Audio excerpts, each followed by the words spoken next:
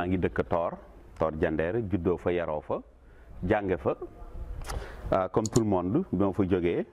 ma am chance dem université bu Dakar ma jógee université bu Dakar dem bon jànge ji États-Unis maa ngi jànge si université bu ñuy wax Caroline du Nord University of North Carolina at Greensboro. Donc bi ma paree foofu j'ai vécu là-bas pendant quelques années liggéey fa après laa fi jóge toxoo Canada bi ma nekkee Canada ba léegi nii ak sama famille ak samay njaboot fa laa nekk di fa yëngatu aussi di liggéey jàngaat fa tuuti. pour nekk fa un bon citoyen un acteur vraiment très constructif et positif maanaam kuy defar te doo yàq loolu laa nekk Tor bokk ak nit ñi li ma am di séddoog nit ñi li ma am di fa dem toujours lu ma am moo ma ko gënal. tey dama bëgg indi ay leeral yu tuuti feebar bi ñuy wax nii di la Covid-19 bi mu amee comme ñëpp dëkk yëpp ni ñu def waa Tor dañu créer benn comité de riposte. comité de riposte bi moo doon di sensibiliser nit ñi di leen jàppale ba ñu xam ni feebar bi am na ñu seeti naka la ñuy dimbalee nit ñi rek pour que mu bañ a tasaaroo loolu bi ñu ci nekkee de bonne volonté ku nekk génn joxe li nga am ay association yi nekk Tor les moodu les bonnes volontés ku nekk génn sa xaalis ñu joxe vraiment dara tuutiwul dara it yéemuñu fa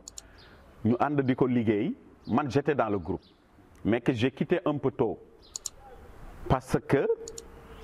bi mu amee ñuy jàllale message bi dafa amoon benn groupe xale yu ñëwoon bëgg comprendre ñoom parce que dañu defoon ni ñun ña nekkoon si groupe bi ils sont payés pour ça bon c'était pas vrai bi gars yi leeral yëpp mu leer dafa naa am na sama benn xarit le coordonnateur lui-même moo ko leeraloon kenn fayu leen kenn fayul fii kenn dara pour dimbali nit ñi léegi nag bi booy ñëwee bëgg am ay éclaircissement ñu wax leen ko ma wax leen ni leen dans le groupe je n'allais pas dans les réunions ma leen ni xale yii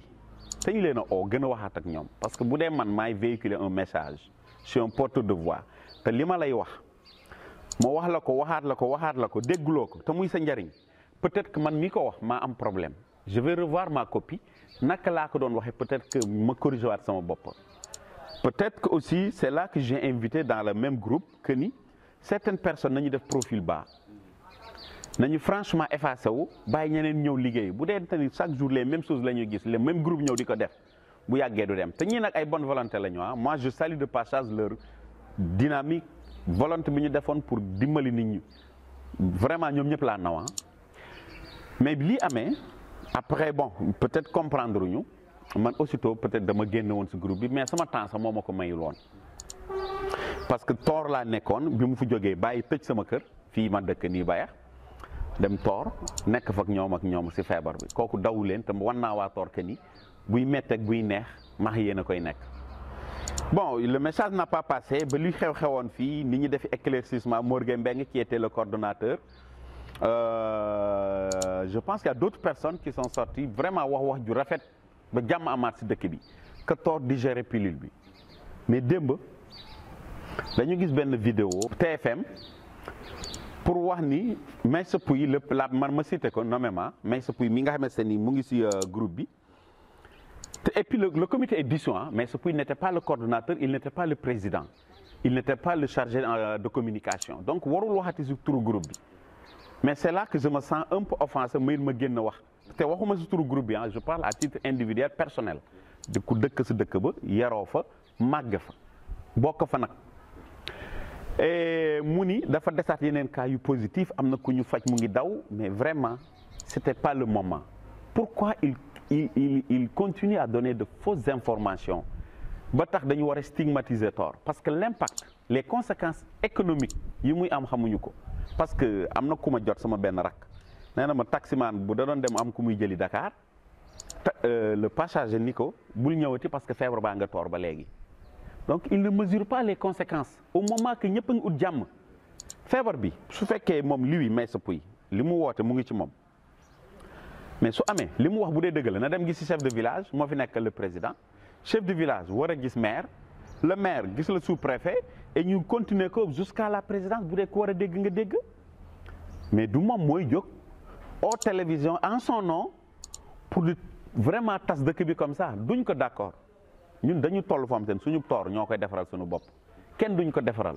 toor waa toor a koy defar xaar ñu si ndimbalu kenn moom si la bokk man si laa bokk keneen fi la bokk. donc li may sa wax dafa amul.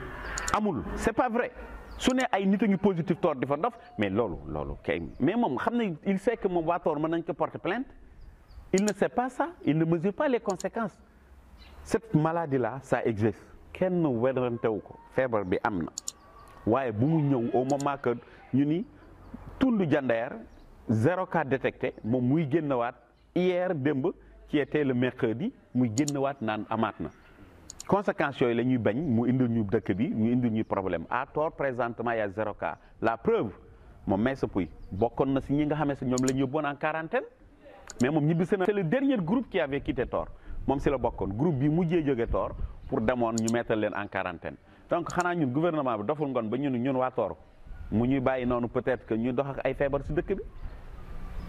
je suis pas avec le gouvernement man ñëpp xam na fi ma féete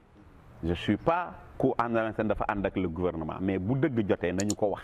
kon daal en résumé li Meissa Pouye wax dara amu ci. c'est pas vrai dara amu si loolu laa bëggoon indi éclaircissement te aussi en même temps ma indi dëkk bi yëpp ñu rassemblé waat Tor ñoo ko moom nañ ko defaral suñu bopp mag raw rakk ak ñëpp dëkk bi moo ñu defal instant yi dañuy def lu dul delloo ko lim ñu defal dëkk bi moo ñu sàng sutura moo ñu sàmm ba ñu jóg ba doy nañu doy te ñëpp du kenn ku ni bokkuma si sa yar ñun ñëpp dañ ñoo yar dëkk bi du kenn ko fi sa papa defar kese ak sa yaay donc loolu laa bëggoon ooy j'appelle à l'unanimité que jeunes yi Tor ak magi Tor xam ni Tor ñoo ko moom ñoo ko war a defar kenn duñ ko defaral voilà donc c'est ça que j'avais à dire que ni nañu oote jàmm oo salaam defar suñu dëkk